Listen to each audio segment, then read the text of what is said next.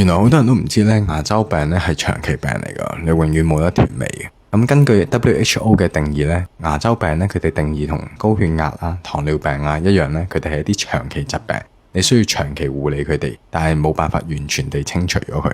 喺我讀書嘅時候咧，康 U 啲教授都同我講咧 ，periodontal disease 咧 is not curable but only manageable。咁咩意思咧？引起牙周病咧，其實就係啲細菌積聚咗喺牙齒牙肉附近。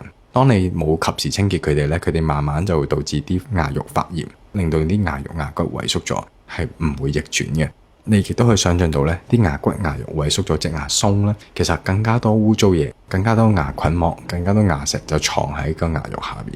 點樣去醫呢？就係你要做我哋講嘅深層清潔啦。對病人而言就係要度麻醉藥咧，將藏喺牙肉下邊嘅污糟嘢咧清潔咗佢。好多人就忽略咗牙周病咧係要長期護理，以為清潔咗就好返。事實咧，你仲要加埋咧自己屋企要刷得好好，定期地返去診所，俾醫生幫你將你刷唔到嘅地方清潔咗佢，咁先可以確保咧嗰啲污糟嘢咧唔會再進一步地令到你嘅牙肉牙骨萎縮咗佢。定期復診先係牙周病治療嘅最緊要嘅一環。最可怕嘅就係咧，牙周病其實係冇藥食嘅。高血壓可以食藥啦，糖尿可以靠藥物控制啦，牙周病係冇藥物控制。